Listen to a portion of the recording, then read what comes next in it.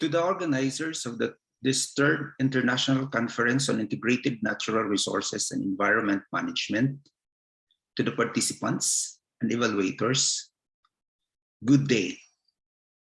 I am Environmental Planner Eric Bruno from the College of Forestry and Environmental Science, Central Mindanao University, located in Bukidnon, Mindanao, Philippines.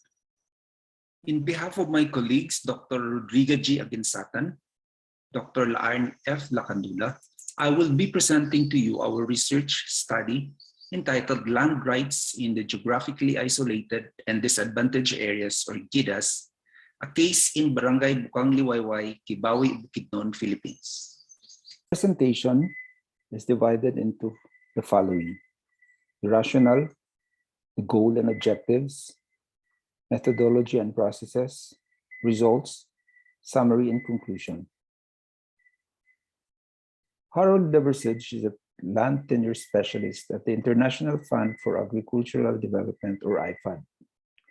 Having worked in different contexts in relation to land tenure, he made some observations, many of which are supported by other researchers. According to Leversage, land is a source of food, shelter, income, and social identity. Among the rural poor, land is basic to life, as it is the source of livelihood. When people have access to land, it reduces their vulnerability to hunger. When a person has secured access to land, it reduces their poverty. However, much of the rural poor in developing countries have weak access to land and is made more complex with population increase, degraded land, and challenges of climate change. Land tenure concerns, if not addressed, will hamper development programs, especially those that is geared towards poverty alleviation. For example, the Build, Build, Build program of infrastructure investment of the Duterte administration in the Philippines, such as roads, irrigation, and machineries, will mean nothing to the poor if they do not have security over the land. If the poor are denied with land rights, security for that matter, they cannot participate in the formal economic activities, resulting to their exclusion in benefiting the development. In the Philippines, at the national level, we have the Ambition Natin 2040. Literally means our ambition, a long-term vision of the Filipino people, which is to be predominantly middle-class society, where there is equality of opportunity and poverty is eradicated. The Duterte administration, whose term is ending next year, has outlined its development agenda under the Philippine Development Plan, or PDP, highlighting its commitment for inclusive growth, specifically lowering poverty incidence in the rural areas from 30% in 2015 to 20% in 2022. The main strategy is the expansion of economic opportunities in agriculture, forestry, and fisheries, because this sector remains central in the generation of employment for 1/3 of the labor force in the country, therefore addressing poverty of the poor in the rural areas. The PDP likewise identified subsection outcome 4, which is to increase and protect the small farmers and fisherfolks in terms of land and water resources. This is further strengthened by Executive Order 70 of President Duterte, institutionalizing the whole of nation approach in achieving inclusive and sustainable peace. Simply, it means focused intervention where it is needed. At the regional level, the Northern Mindanao Development Council has adopted the Convergence Areas for Peace and Development, or COPDEV, as a banner program in addressing insurgencies and other forms of conflict. It is an operationalization of the National Development Agenda. The development focus is in the poor, conflict-affected, and geographically isolated and disadvantaged areas, or GIDAS. These are barangays which have experienced conflict in recent years and poverty incidence is high. Meanwhile, Central Mindanao University, while an academic institution, is mandated to conduct research and extension. As such, the university's Trust and Research Development Extension agenda includes responding to poverty and environmental degradation through research and extension. Furthermore, CMU is committed to COPTEP through focused engagement with select municipal local government in Bukidnon, specifically the municipality of Kibawe, starting with Barangay Bukang Liwayway. Bukang Liwayway is located in the municipality of Kibawe, province of Bukidnon, Mindanao, Philippines.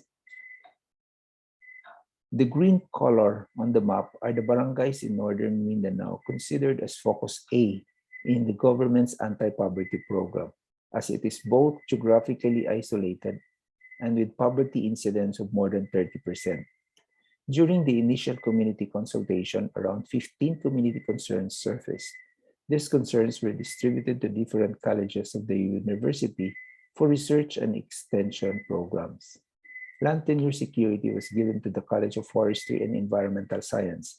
Thus, this research project was proposed. The overall goal of the research is to assess the land tenure and property rights in Bukang Liwayway. Specifically, the proposal is divided into three: land use and livelihood scanning, aimed at determining the different land uses and assess the natural resource development potentials. Second, land tenure assessment, aimed at determining the various forms of land tenure in the community and identify the different key stakeholders in the land tenure discussion. Third is land tenure improvement planning, aimed at determining the community options towards improving their land tenure. Methodology and processes. First is land use mapping, using a secondary data land use land cover map. Then it was validated on the field and used for participatory mapping. Second is land tenure mapping, which involves household inventory, participatory mapping, and field validation. Third is stakeholders mapping through Venn diagramming. And fourth is land tenure options through a land tenure policy seminar workshop. Results and discussion. Land cover and land use. Bukang Liwayway is an agricultural community wherein 48% of the land is devoted to production of corn, coconut, banana, rubber, rice as primary crops. Corn is a common agricultural land use, accounting for around 30% of the land area.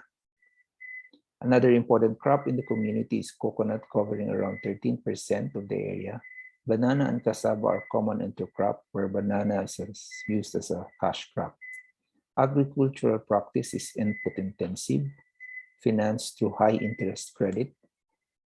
In general, tree cover dominates the landscape at 42%. Tree cover is a mix of fruit trees and planted trees for timber purposes. 5% of the landscape is grassland, while 1% is used for built-up areas. Remaining forests are only riparian. Accessibility of the barangay discourages locals to establish tree plantations. Thus, natural resource development options are limited to agri-based byproducts and waste. In terms of tenurial arrangement by households, 52% of the household holds only a tax declaration, which is not a form of tenurial instrument, rather a document for taxation purposes. Interestingly, 20% of the household are considered tenants. They do not own a land. In terms of land area, 49% of the barangay only have a tax declaration, while 18% of the land are under tenant's care. In terms of stakeholders, the landowners is identified as with the highest stake, followed by barangay, municipal, and tribal leaders. Government agencies such as the National Commission for Indigenous Peoples, the Department of Environment and Natural Resources, the Department of Agrarian Reform are considered stakeholders, while tenants has the least stake. In terms of influence, again, landowners has the highest influence, followed by barangay and municipal officials, along with government agencies with land tenure mandates. And again, tenants been identified to having the least influence. As a result of the policy orientation seminar, two options were identified. First is ancestral domain, and second is community-based forest management. In summary, Bukang Liwayway is an agricultural community with input-intensive practice financed through credit. Natural resource development options are limited to agri-based byproducts and waste. A significant percentage of household only holds a tax declaration as a form of land tenure security, while there is also a significant number of households who does not have land. Landowners are key stakeholders, while tenants are perceived to be less affected and with less influence. The new real options can either be forest through a forest management agreement or through an ancestral domain. In conclusion, land tenure security is indeed a serious development concern in Bukang Liwayway.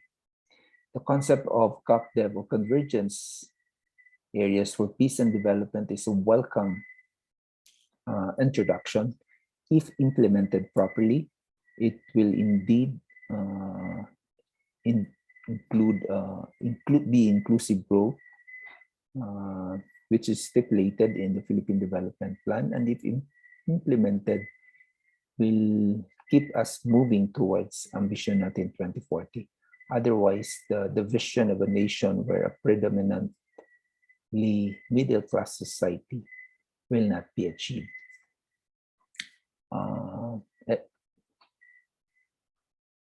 I would like to acknowledge the persons and groups who are instrumental in the success of this research endeavors.